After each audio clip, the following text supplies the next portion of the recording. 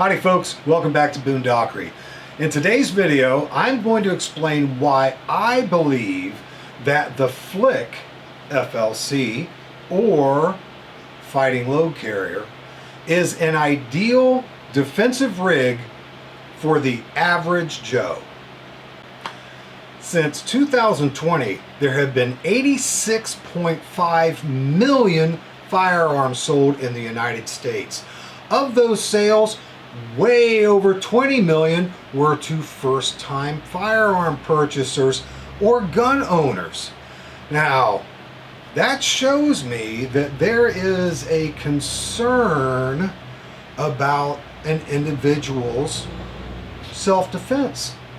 And even though the statistics are only in estimate form, a huge number of those firearm purchases were purchased by individuals that support a political ideology that is definitely anti-Second Amendment.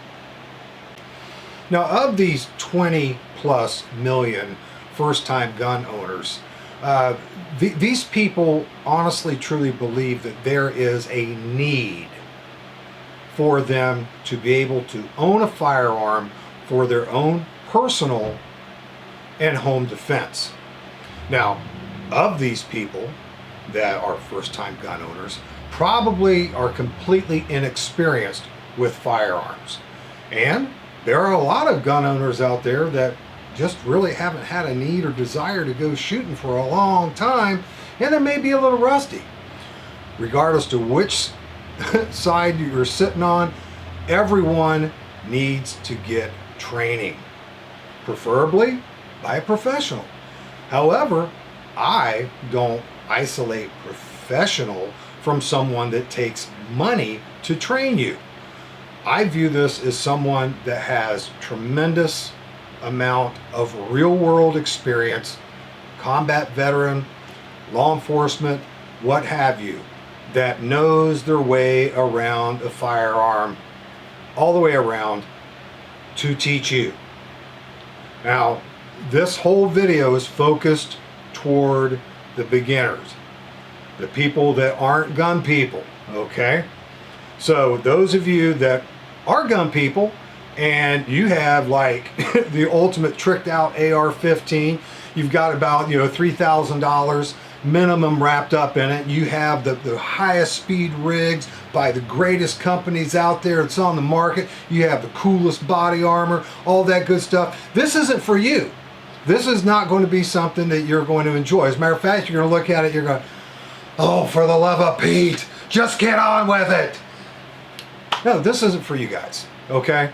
This is for those people that are just getting started and they've watched all kinds of YouTube videos and they are confused.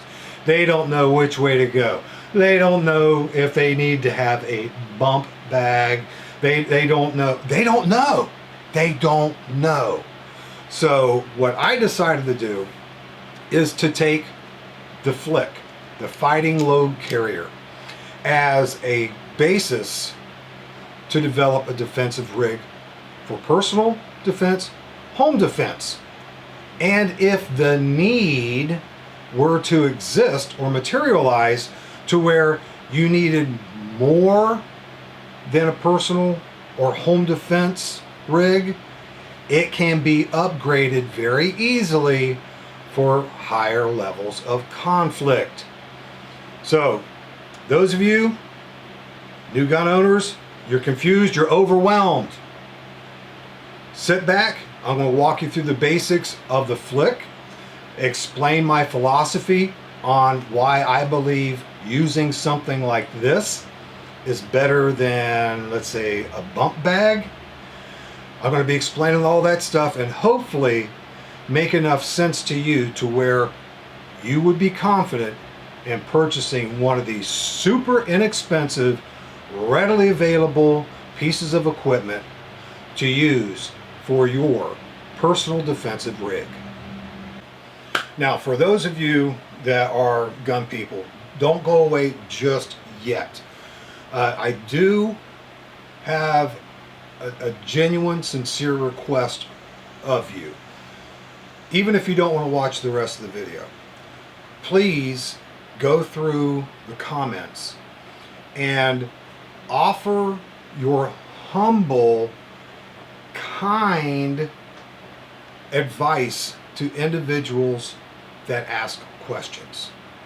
Realize that a lot of these questions are coming from newcomers to firearms, and some of the questions, to you may appear to be silly or ridiculous or what have you. But if you genuinely believe that you have advice that you can offer to these individuals that have a sincere and earnest belief that they need to be prepared to defend themselves and their families, please offer the advice that you feel that you can offer. If you could do that out of kindness, I would deeply appreciate that. Thank you. Now, for the beginners out there that are still with me, or the people that may have a lot of experience, but it was a long time ago, and you don't know about this newer stuff. You have an LBE like I had, the same stuff they used during Vietnam, and according to my demographics, a lot of you are of the age to where you very easily could be Vietnam veterans. So some of this newer stuff, may be foreign to you. Regardless of any of that, a lot of you have already taken the initiative of watching YouTube videos. You've purchased periodicals that have articles about home defense, things like that. And one of the things that you will obviously run into is the bump bag. Well, the bump bag is just a bag that you would grab if you heard something that went bump in the night and you were going to investigate it. In your bump bag, you have all kinds of things. You have your IFAK, which is an individual first aid kit. You have magazines. You have any number of items that you feel or you have read are necessary to have in your bump bag. Flashlight, a cell phone, I'll get more into that later. Any of those types of things, you grab it. Whoop, wrong arm. Because if I have my firearm here, I'm right-handed, I need to be able to access my bump bag with my non-firing hand. So, this right here is essentially a purse. And the concept and idea of it is valid in that it's super fast, really fast. You just grab it, throw it on, and you go. Well, but the thing is, as you are maneuvering through the house, this can make noise. If you're in a hurry, you have to run from one room to the other. It's bouncing up and down and things like that. And if you have to go down to crawl or whatever, this is going to be dragging on the floor. It's going to get all discombobulated. It can get in your way. There's a lot of companies out there that make specific bump bags that have a waist belt. And all of that's fine and dandy. Many years ago, I was heavily involved in historical reenacting. And I had shooting pouches, cartridge boxes, things like that, which were all shoulder bags. I had a haversack. And all of these things, because we ran and gunned. I mean, we were very active. I was very young, so I could do all that stuff. When you're sprinting through the woods, trying to load your flintlock musket and things like that, and you've got all of these different bags flopping all over the place, it's a total pain in the patoot. So I got in the habit of tying those together in the back, so that way when I were to be low crawling, things like that, they would stay here, and they may shift back and forth, but they're pretty much always going to stay in position. Well, you could do that. You could have like a little waist belt, and it would make it easier, but it's still going to flop around. So I don't particularly care for the bump bag. Now, if you have watched my TAP video, tactical assault panel video, I'll put that on the end of the video so you can watch it if you want to. I use a tap for my home defense rig, and it's super easy to put on. You literally just pull it over your shoulder. There's 2 straps instead of 1, and it goes right on. I have a little belt that I can leave completely disconnected if I'm in a hurry, or I can pull around and snap it. And I grab my electronic hearing protection, and if I were to be using a handgun, I'd go ahead and get my handgun out of my lockbox. But the way these things are today, I use an AR-15. And so that is what I grab and go. I can do it in a matter of seconds. And other than kicking on my Crocs that I use for my house slippers and kicking them down into 4-wheel drive with little heel straps on there, I'm ready to go. Of course, I look absolutely hilarious walking around in my boxer briefs and my t-shirt and my Crocs with full tactical rig on. And but it's fast and everything stays in put, not like this. So if you've heard about bump bags, you've researched bump bags, you have your own bump bag, I don't want you to go out and buy a whole bunch of new stuff just because I'm making a video. I'm not going to make a dime off of anything anyway. Definitely throw your bump bag on if you already have one, and I want you to crawl, I want you to slide on your belly, I want you to sprint up the stairs, down the stairs, anywhere around in your house to see if this is actually going to perform for you if you need it. Because right now is the time to figure that stuff out, folks. Right now. Not in the middle of the night and you're fumbling around and you're trying to find your flashlight of 9,000 lumens and you're like, and you're freaking out because you're probably incredibly nervous at that moment. Your adrenaline's going through the roof. You're not going to be thinking super clearly. So you don't want to find out then. You need to find out now. And if you have come to the same conclusion that I have, that it's a novel idea, but like me, there are better options. I'll leave it at that. This is a FLC, a fighting load carrier. It is essentially a backless vest with a zipper front. There are areas of webbing that has been sewn all over this thing, on the waist belt, on the front, all the way up the front, that are for MOLLE pouches. MOLLE stands for Modular Lightweight Load Carrying Equipment. Now, the MOLLE pouches are part of the PALS system, which is the Pouch Attachment Ladder System. These are PALS. The pouches you put on them would be considered MOLLE.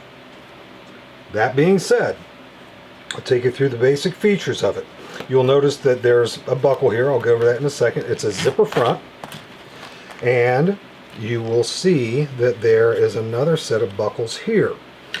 These are designed so that if you are wearing body armor, or in most of your cases, if for whatever reason you would have to wear this over a heavy coat, you can adjust these to where you can attach the buckles without zipping the front, and it's going to allow you to have that bulky clothing or body armor on underneath this without having to readjust the vest to where it fits over top of it so you can zip it.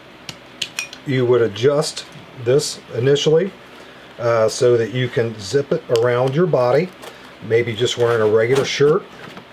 and you want it to fit properly that way. So we have the front here. You can see there's all kinds of the PALS webbing. On the back, there is 2 webbing straps that allow you to adjust it to where the waist belt will go to the small of your back, not your waist. You know, some of you feel more comfortable like that, but this is designed to go pretty much in the small of your back, and it's, you know, the webbing will adjust that into place. And the belt is completely adjustable, so you can, we'll go through all the fitting here in just a second. I just want to show you all the features. There's buckles on the interior here for you to adjust the belt to where it's the proper size that you need it to be when you're wearing it. And then there are little locking mechanisms here. I do not know what these are called, that lock that into position. So if for whatever reason that webbing in the front by the buckle were to come loose, this will hold all this stuff in place, and it also prevents the vest portion of the flick from sliding around over the belt, because you may desire to put something here and you don't want that vest portion to slide back and forth over the belt, possibly causing it to sort of get stuck in a position that's uncomfortable when you're wearing it. Now, the manner in which a MOLLE pouch were to go into the PALS, it's sort of like weaving. This strap is going to go through one of the PALS straps, then it's going to go in one of the straps that's on the back of the pouch. We'll come back through the pouch strap again, and then generally wherever that ends, I can go one more, there is a snap to hold that in place, and it holds it there really securely. There are a number of different companies. They have different bottom connection points. Some of them are just to fold over pieces of webbing that's sewn in place to where it flips over and locks there. Chances are that if I were to leave that unsnapped with this amount of weaving going through it, this is not going to move. And if I was having to use it for a very long period of time consecutively, yeah, it might be an issue. But that little snap there just keeps it in place and allows you to mix and match any number of pouches that you can purchase. And all of this stuff can be purchased on the surplus market. I'll put some links to some surplus online retailers in the description box, and so you can look at those, peruse those at your leisure, see what has the best prices. But all of these are very well made. They're very functional. You can get different sizes and shapes and types of pouches to take care of just about anything that you think that you would need on your flick. As a matter of fact, this 2 magazine pouch, this right here, your cell phone, can very easily slide into that. So you can use these pouches for things that they weren't originally designed for. Like the magazine pouches. I run an AR-15 for my home defense, so I don't carry pistol magazines on my rig.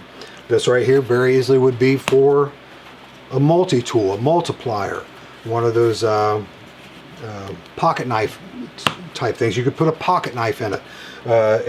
You could probably, if it's a small one, because there's a lot of different types of them on the market, you could even put a tourniquet in there. I actually use another 2 magazine pouch to put my tourniquet in, because it's there, it's easy to get out, much more so than the specifically designed tourniquet pouches. since we're on the subject, whenever you are putting one of these together, I want you to do it intuitively. There are 1,000,001 videos out there that show you how to properly assemble a flick. And there are different configurations of flicks that you can configure.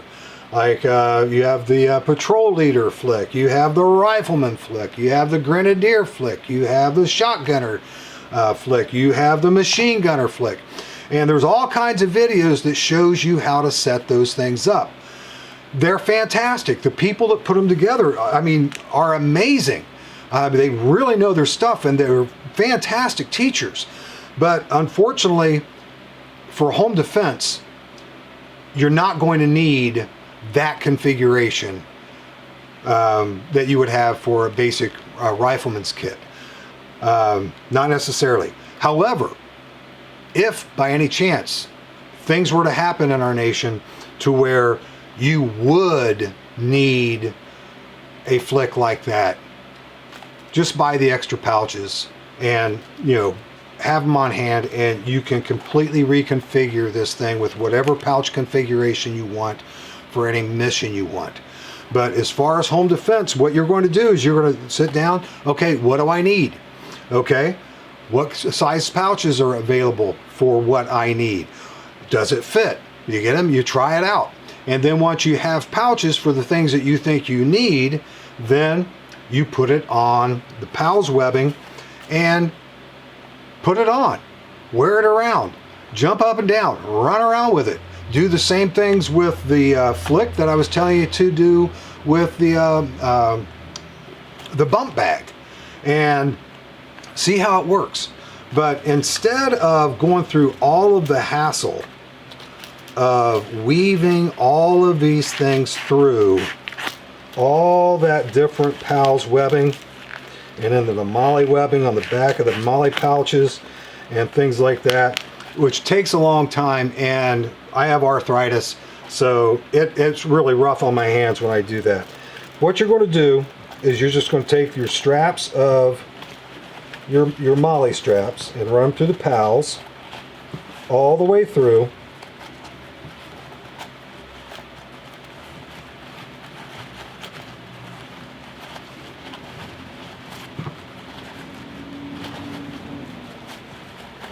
Oh, just a little snug.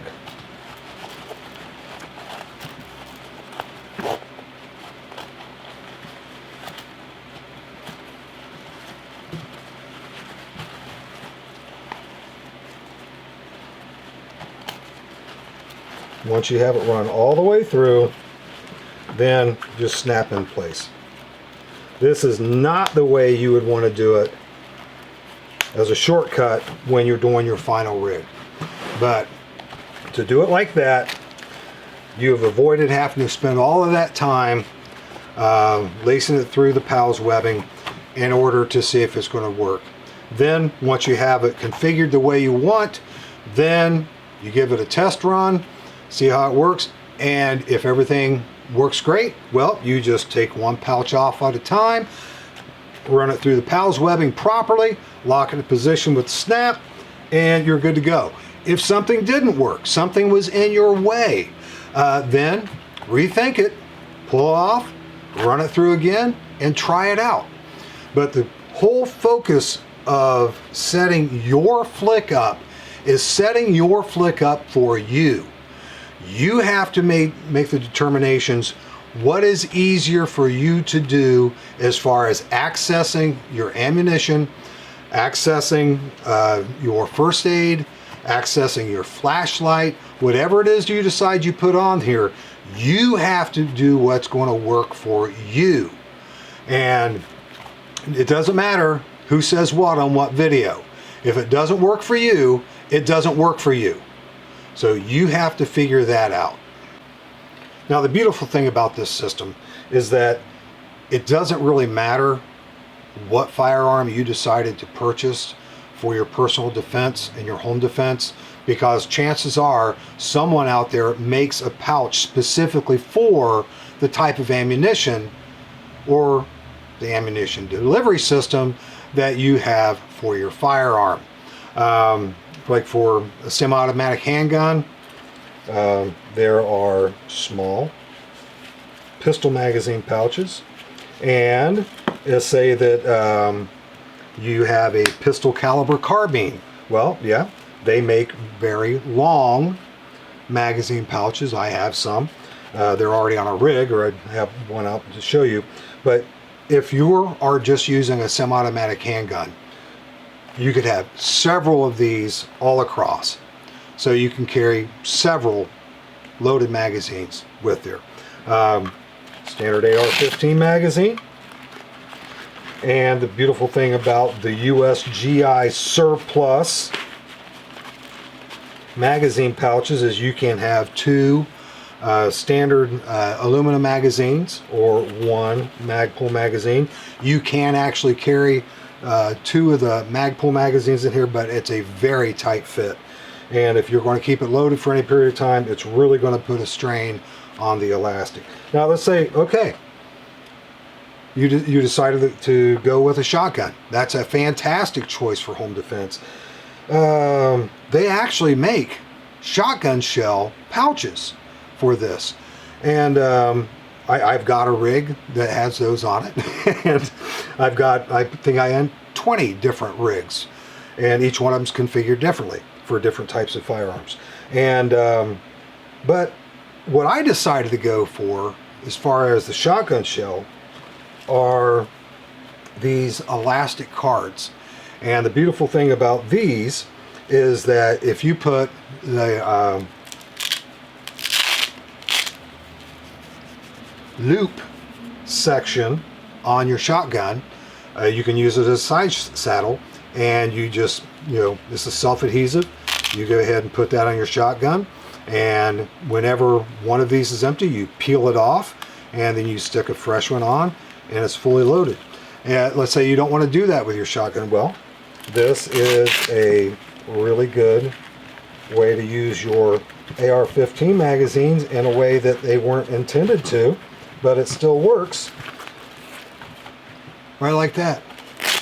And you have your, I always put bungee cords on these instead of 550 cords to get a little bit of stretch. You can pull it out. You can also dummy cord these, which dummy cording is you would run a piece of cordage through this about yay long, and you would tie that to the back molly strap on here, so that way it dangles out just a little bit, but you can pull it out, load your shotgun, and just let it drop, and it will dangle. Or you may decide that, well, you know what, when my life is on the line, I don't care if I'm losing $3 worth of product here, I'm just going to throw it down. But you're holding this and you're loading right out of it. So you have a tremendous amount of variety. And I personally have not seen them, but I'm certain there's somebody out there that makes revolver speed loader molly pouches. That would not surprise me in the least. However, depending on your caliber, if you're working with something like a 44 Magnum or a 45 Colt and you have speed loaders for those, chances are a standard magazine or a standard grenade pouch would work just fine. Might be a little bit extra room in there, but it would still pretty much do the same job. Now I'm going to show you how to do all the adjustments so you get a good, proper fit for your flick. You can do it completely by yourself, but it's very challenging, and you might wind up having to take it off and put it back on, take it off, put it back on multiple times before you get it adjusted just right. So it works really, really well if you have a friend that's willing to help you out. Have them watch the video. I very easily could show this video to my wife, and I could put it on, and by watching the video, my wife could adjust it for me while I'm wearing it, so that way I get the best fit very easily and very quickly. Now, I've got it on a mannequin, and we're going to bring you in close, and I'm going to show you how to do each part one at a time to where you can get a good fit. Now, before we do any adjustments, we have to make certain that we undo several things. And one of the things we're going to do is we're going to remove the buckles.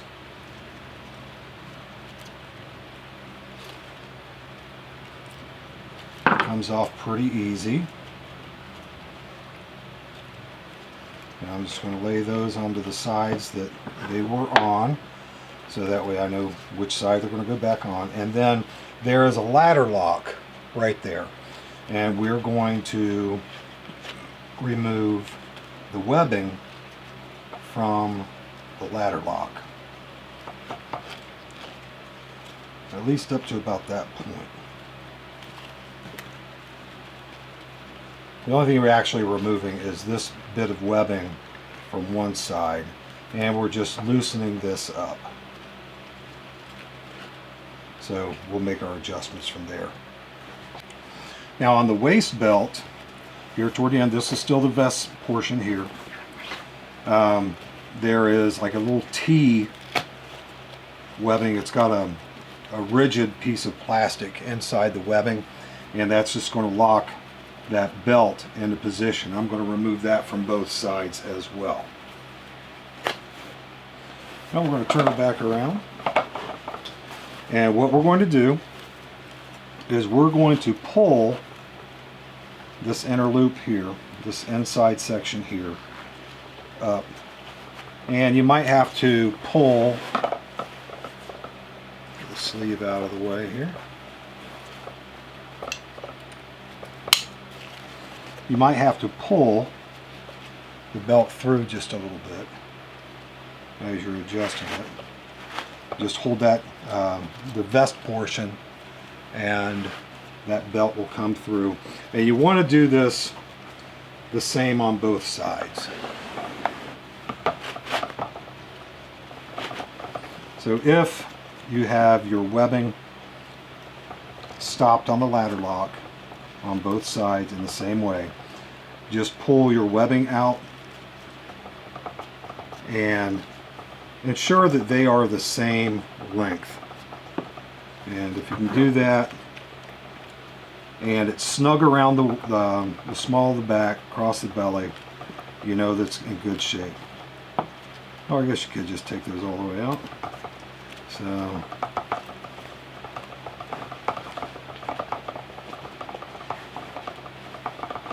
okay. Now that's all the way out. Now I'm going to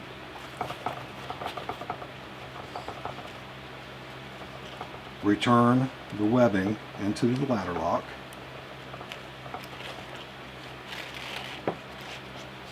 On both sides.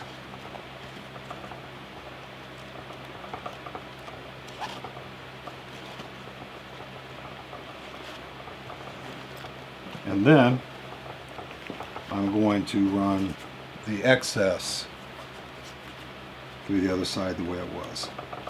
Now, this excess can just be tucked right back in there once we get the buckle on.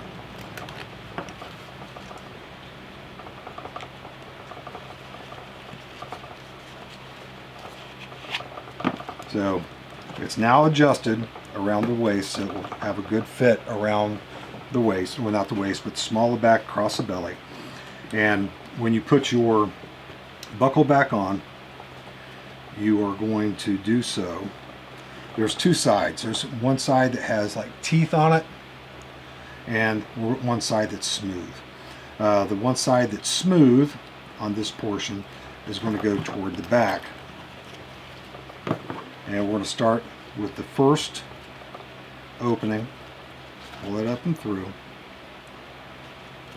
pull this back. And this is going to allow you to adjust it.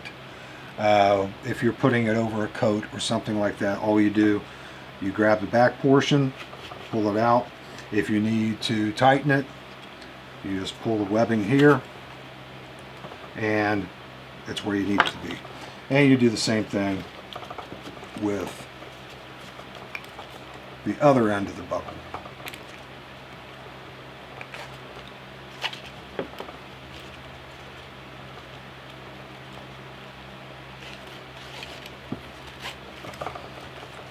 Now, like I said, you can very easily tuck the excess into the little sleeve that's in here.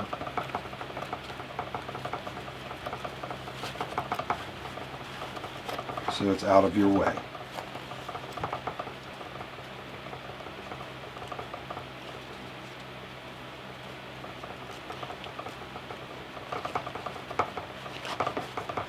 There we go. Now we'll attach those T-connectors on the waist belt, and that'll be it for the midsection. Now in the back, you should have the same amount of space between the webbing connector here and the side of the vest on both sides. It should be the same. Now if that's the same, you're going to connect that T-connector by just bending it and tucking it in. Now when you're bending it to tuck it in, just bend it like that, stick it up through one and down through the other.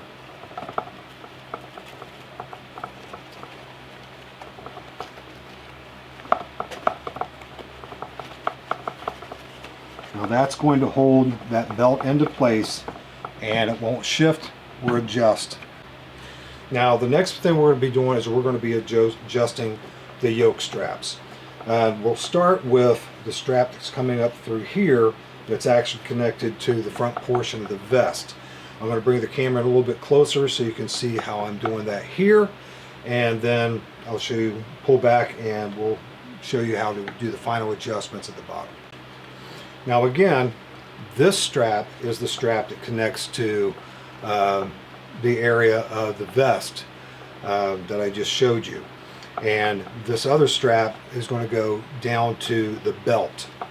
So we're going to just lift this up through the top portion of that until it's nice and, I won't say tight, but there's no give in this at all. Then by holding that in position, you take the strap that's attached to the belt and just pull that down through. And then we'll do that to the other side, and then I'll show you how to do the final adjustments down by the belt. Now the last adjustment I need to make is down here at the belt. It's the same style of buckle, and you're going to push the webbing through the slot that's closest to the belt, and you're going to do the same thing with it. You're just going to pull it to where there's no slack in it, and then pull the webbing up and through. If you see any slack, then you adjust it back down again and finish that up, and you're going to do that on both sides. Now when it's fully adjusted, you're going to have some excess webbing. I want to show you real quick how you can take care of that without having to run it through and have it dangling it all over. Now this is the excess, and what I do is I will just fold it back to the buckle and do that a couple different times until I have a little area about like that. And then I just use some duct tape. You can get this in all different colors. I mean, if you're using it for home defense, it doesn't matter what color it is. As a matter of fact, these flicks come in a variety of colors and camouflage patterns. They could be the older style army uniform, and it could be desert pattern, it could be tan or green, it could be all different kinds of colors, but it doesn't really matter if you're just using it for home defense.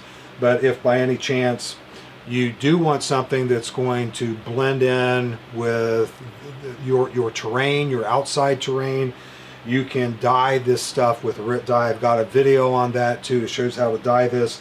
So you can take something that, it could be a mix and match variety of different colors of pouches, and if you have the need or the desire to make it any color you want, you can. But as you can see, that's just a real quick and easy way of policing up that webbing and keeping it to where it's not going to dangle, it's not going to get in your way. If you need to make any adjustments, well, you just pull the tape off and do your adjustments and reattach the tape. And our fully adjusted flick.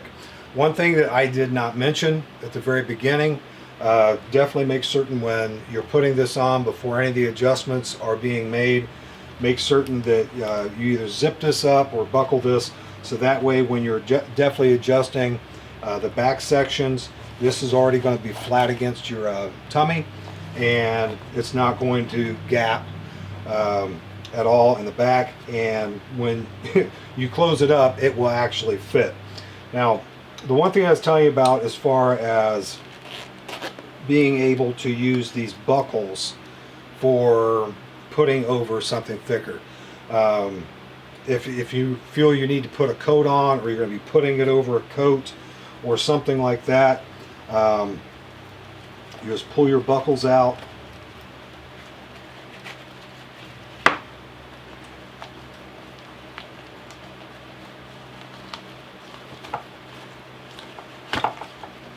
And you adjust those, pull those out a little bit to where you have a good bit of slack. Do the same thing with your sternum strap. And then let's say you've got a big bulky coat on, all you need to do is buckle up with this over that bulky item, and then pull it taut on either side. That way it's still going to hold closed and accommodate that thicker space between the flick and your body. Now I'm just going to go through a sample loadout for a home defense scenario. And I've got all kinds of different MOLLE pouches. I've got the double magazine pouch that I showed you earlier. There are these things called shingles, which one of these will hold 3 magazines. So if you have 1 magazine in your rifle and you have 3 on your rig, I think that is a very respectable loadout for home defense. So something like this, that could just be 1 item. However, unless you want to make modifications to this, it would only be able to accommodate the aluminum mags and still be able to snap closed. Of course, we have the pistol magazines again. A radio pouch. I mean, you may be into amateur radio and you may feel that the use of a ham radio would be more effective for you for your home defense than a cell phone. That's perfectly acceptable. You can utilize canteen pouches as a general purpose pouch, which enables you to keep anything you want to in it. It's a fairly respectable size, and there's 2 very respectably large side pockets that you can put whatever you want in. This very easily, because it has bungee drawstrings, this very easily could be used as an IFAK, your first aid items, what have you. And then there's actual IFAK pouch that you would be able to keep your first aid items in. And this would also make a general purpose pouch, perfectly acceptable for different types of things. A flashbang pouch is very good for tourniquets, larger items like larger flashlights, what have you, or maybe you have a smaller cell phone, you could use it for that. And finally, there's these things called sustainment pouches, and this is absolutely huge, and you might be thinking, what in the world do I use that for? Well, there's a thing called a dump pouch, and what you can do is you could attach this down here at the bottom and tie a piece of bungee cord up here and just roll that up and tie it there. And if you feel you need to put stuff inside of it, you just pull the tie, it comes down, and you have a pouch that you can put things in. The original intent of having a dump pouch would be for you to put your expended magazines in those, as opposed to trying to stick them back in the pouch on the rig.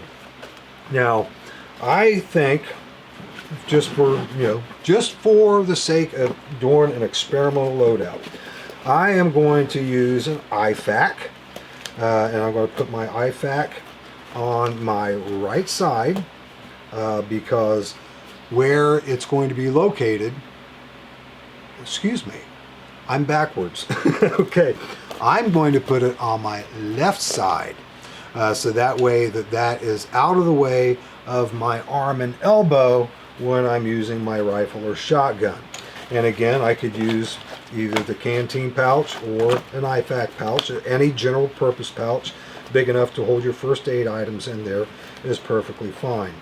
And then you'd want to have your magazines, and I could very easily do 2 here and 1 here, and then I could have a multiplier here, a flashlight there.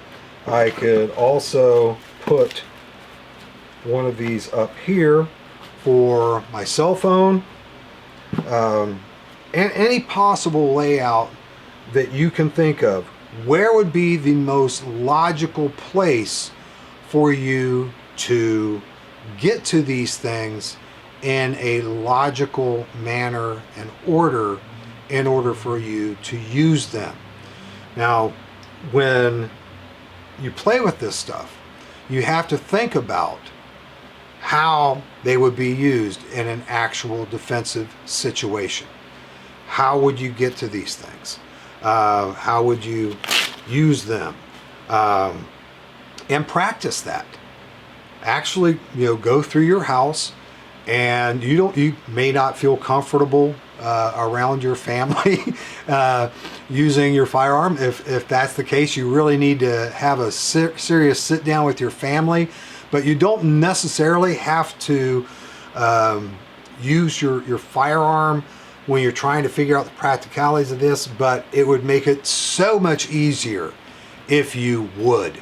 That way you see where your firearm's going to be going across these items, how you're going to have to reach for these things while you're also holding a firearm. These are all things that have to be practiced. And but you have to figure this out. There are a lot of different YouTube videos out there that show you how to put it out in all kinds of different ways. It shows you how to reconfigure the flick into a chest rig, all kinds of different things. But I think as far as just bare beans, basic, nothing fancy, super cheap, super available defensive rig, I think that the flick and the Molly system is absolutely fantastic. I very easily could see me being able to configure several flicks in all different types of scenarios and situations, not just home defense, or configure one for my shotgun, configure one for my rifle. All different types of things you can do with these things. They're incredibly versatile. And I think that this is an ideal option for any of you, especially new to the whole gun world, and you may not know a whole lot about this stuff, but I think this would be an ideal defensive rig for anyone, especially people that are new to this. Like I said, that you can configure these things in infinite varieties. This is a rig I've been playing with. I've been doing some patrolling, aka walking around in the woods, and I just wanted to see how this particular rig fares in comparison to a lot of the other ones I have. I have some rigs that are, much more expensive than this, and I have chest rigs, I have like belt rigs, all kinds of different things, and this fares very, very well even in that scenario. So I have mine configured. I have 2 of the shingles, and each one has 3 magazines. 2 of the magazine pouches in each one of the shingles, I have an insert that is a magazine lock, so I don't have to worry about having top straps. And then the two on the ends are very, very tight because of the clips that are in the other two, that I don't need a clip in those. I have two extra magazines in magazine pouches, one in each one, and there are two magazine pouches. I have a multi-tool and a pistol magazine pouch. I have my IFAK was actually on my right side. Looking at it upside down, I got a little confused. And then I have a flashbang pouch that has my tourniquet in it. And on my back side here, I have a radio. And on the back on either side, on the kidneys, I have canteens and canteen pouches, canteen cups, canteen stoves, and all that good stuff. So going from a home defense rig that you configure that works well for you can be adapted to a patrol rig in probably 20 to 30 minutes if you have all your pouches on hand. And so it's very versatile in that you can reconfigure it fairly quickly for different types of firearms platforms or for different purposes. Folks, I'm in the process of editing this video, and I noticed there were a couple things that I hadn't intended to point out that I neglected to, and I want to get to those real quick, and then I'll go on with the sign out. The flick can be adjusted quite a bit. As far as diameter goes, that waist belt can be adjusted up to 55 inches max. Now what's going to happen is it might adjust all the way out to the point to where you can't use those T connectors on the back. If you don't plan on using the belt in the back, that doesn't matter. If you're not going to be attaching pouches and stuff to it, it doesn't even matter. But if you are intending to put things on those PALS webbing on the back, yeah, that might be an issue. But up to 55 inches, and the ideal measurement range for the flick is 28 to 38 inches. That's the ideal. So, but you know, plus or minus on either one of those sides, I mean, you're still going to be able to be okay. So it's incredibly adjustable. Now, if you remember looking at the yoke straps on that, you saw how much excess webbing was left that I had to roll up and tape. So if you're particularly tall, you should be able to adjust that, you know, a good little bit more than what I need for my 5'9" frame. So it's expandable and contractible. So it's a good rig for varying sizes of people. I just want to tell you just a basic loadout that I think would be minimum for your flick, and definitely you want spare ammunition. I would recommend a minimum of 3 complete reloads for your firearm, plus you need to have your loaded firearm. So that's going to be for, like my AR-15, that's going to be 4 magazines total. And so minimum of that, no matter what it is, whatever you're using, minimum of 3 reloads, 1 loaded firearm. You need a good trauma kit. That's the one thing that's probably going to be the bigger or bulkier thing. Because if you're using your flick in a defensive mode, that means that there is a very strong likelihood that there could be injuries, period. I'll just leave it at that. And you want to be able to deal with that. Flashlight, I personally use the flashlight that's on my firearm if I need to. If I'm in a very dark location, I have a small light that's like a little clip light, a little button thing. And it's pretty decent. It's rechargeable, it's very small, but I just clip that onto my home defense rig, and if I need light, that's what I use. But my primary light source would be actually on my firearm. But we would definitely want to have some type of illumination with you, whether or not that's on your firearm or it's in your pouch. You want a cheap cell phone, and separate from your phone that you use on a daily basis.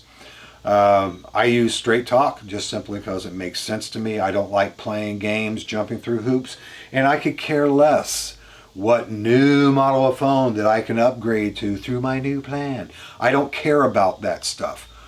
All I need is a phone that I can call people with, send text. That's all I need. But I do have a Straight Talk phone that was never activated that I use for my drone phone. That's the same type of thing that you would want to have with your Flick, because every single cell phone produced, whether or not you have it activated or inactive, you can call 911. As a matter of fact, there are certain iPhones that are out there now, you can even call 911 while it's on airplane mode. But for the vast majority of cell phones, you can't do that. So the other nice thing about being able to have basically a throwaway cell phone, I mean, for all intents and purposes, you can get it for like 20, 25 bucks now, is you have that emergency call readiness. And you can also use it as a camera. You can use the still or the video camera on that cell phone to record information, record evidence, things like that. If you are living in areas to where defending yourself and defending your home automatically makes you the villain, you very easily could go ahead, push record, and stick it back down on your pouch to where the camera lens is facing forward. So when you're being interviewed, you actually have all the actual words said and the images seen for evidence for your own personal protection should something go to litigation. So those are just a couple of things you could probably definitely do with a cell phone that's disconnected. And like I said, they're cheap. You don't have to worry about it. The only thing you have to make certain you do is periodically, and you can do this bi-weekly, monthly, what have you, check the batteries on the cell phone and on the flashlight. Generally speaking, if you're not messing with your flashlights easily, once a year, change the batteries. And just, change them just because you can change them. You can use your battery you take out of it for something else. It's not really real important, but it'll probably have 99% of the charge left. Your cell phone, check it about once a month. My drone phone that I have, last time I charged it, it was months and months and months of it sitting in the drone box, and I took it out, it was 98%. So, it'll hold a charge for a very long time, but you do want to check that. Just like I was talking about before, you don't want to wait till the time you actually need it to find stuff out. You have to be proactive and keep checking on those things. You can, on your regular cell phone, you can actually put it into your calendar. Remind me to check my Flick phone, and you can just take care of that, but definitely check it frequently. And that is the two things that I definitely wanted to remind you of, and before we conclude the video.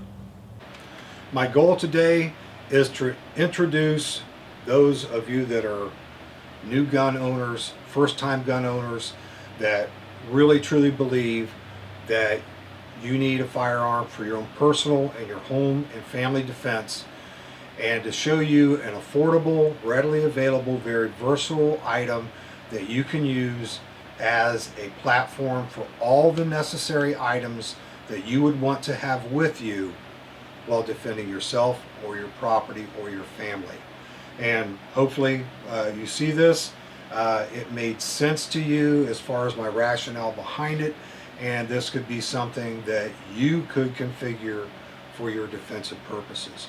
I'll be putting some links in the description box below on online resources for you to be able to purchase these items. Sometimes you can purchase them in sets, like a complete infantry loadout with all kinds of pouches and things like, I forget how many different pouches, and a patrol pack, which a lot of people call a day pack or a 3-day pack. But even with that, I think that like they're selling sets of those things. You know, all the stuff's used, but completely usable. There's nothing wrong with them whatsoever. They've just been used. I think some of those places are selling like complete sets like that for like 90 bucks. So it's incredibly affordable, and everybody has them. And the reason they have them is because of the original camouflage pattern that these things came in. It's not camouflage for very many places, and a lot of people that buy stuff like this to use in the woods, it's just they stand out. They don't blend in.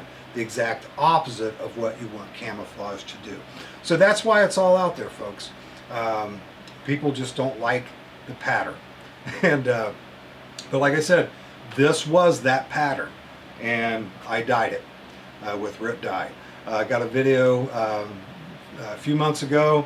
You can look it up on my channel and check that out if dyeing it is something that you want to do. And the thing is, remember, if you want to dye it, you can dye this any color you want, not just this. If you want something to really stand out, so you know, if law enforcement's showing up to your house, say, hey, don't shoot the guy in the red vest. Okay, you could dye it red if you wanted to.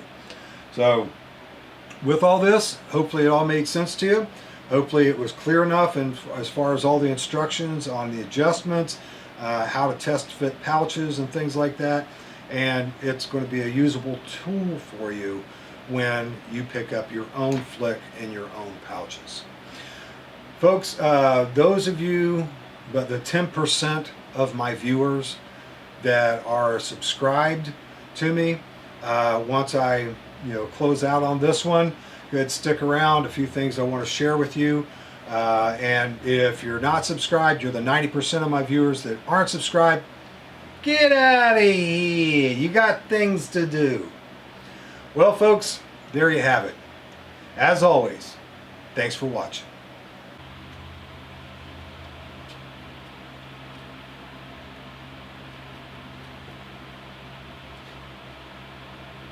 Good. They're gone. It's just us now. Well, I don't even know how long ago it was. The past couple weeks has just been an absolute blur. But recently, I posted some information on my community page, letting all of you guys know that I have a family member that's in the hospital, a real bad situation there, and just want to let you know that it's still ongoing. It's going to be a long road ahead, but it's been hard. It's been hard, and your prayers have definitely been appreciated. And I just want to let you know that that's still going on. And so my videos are going to be whenever they can be.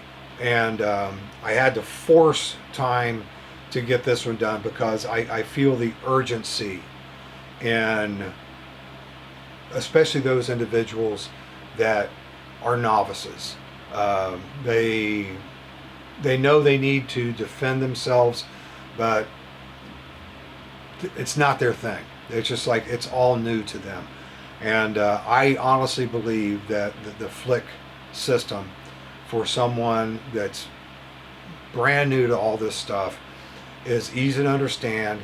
It would be easy to use, and if need be, it can be modified to fit a bigger purpose other than personal home defense. Things are crazy, as you all know.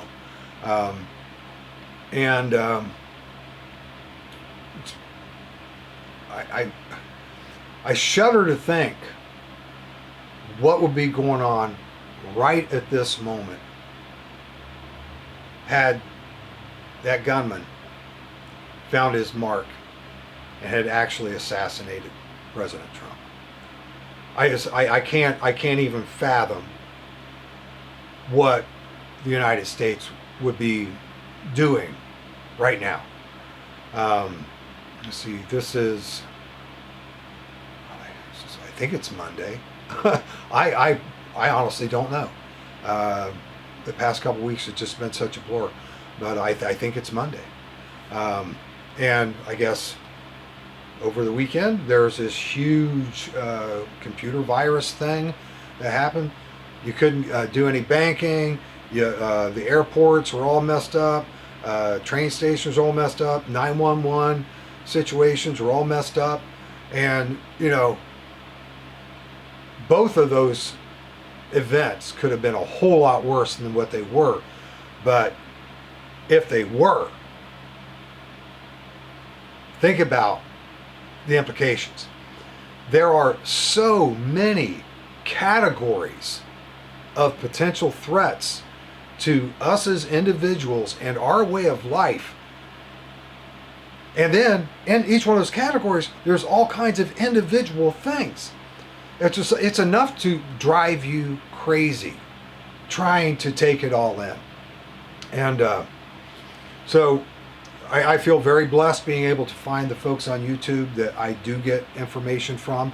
I do feel that I'm being fed unbiased, factual information that I can use to make my own decisions with. There might be a couple of them that, you know, yeah, they are very obviously leaning to one direction politically, but that's not the way they report the information that they have found. And they want to get it out to us because they know that the news won't. The news wants to work whatever agenda they're playing with, and they're not going to get us information that we need. And so the American citizen has taken upon themselves to do that, and a lot of them are doing a very good job at it. If you're like me, sometimes you watch that stuff a little too much. You work too much on those types of preparations and things like that, and it gets in your head. Everyone, including myself, needs to take a break from that once in a while, to push it away. Just push it away. Don't turn it on. Go do something. Something relaxing. You go walk in the woods. Not filming YouTube videos. Just do something that you actually enjoy for the sake of enjoying it, to give your mind and your emotions a break. Because folks, we're not in control of any of it. Nothing. Those players and those powers to be, they're all doing all this stuff. We're going to have to deal with the aftermath. And I feel as long as I have God in my life and my faith in Jesus Christ, that no matter what the world's going to throw at me and mine, I'm going to be able to deal with it. Going to be prepared, not going to be scared. I trust in Him. It's just like the family situation. I have complete faith in Him and His timing and His healing abilities, that when the time is right, He's going to do what's in His plan. And I have faith that that's going to be what's best for my family member. Folks, I wanted to just let you know what's going on. Let you know how much I love you, how much I appreciate you, and you're my 10%ers. you're the guys that stick with me.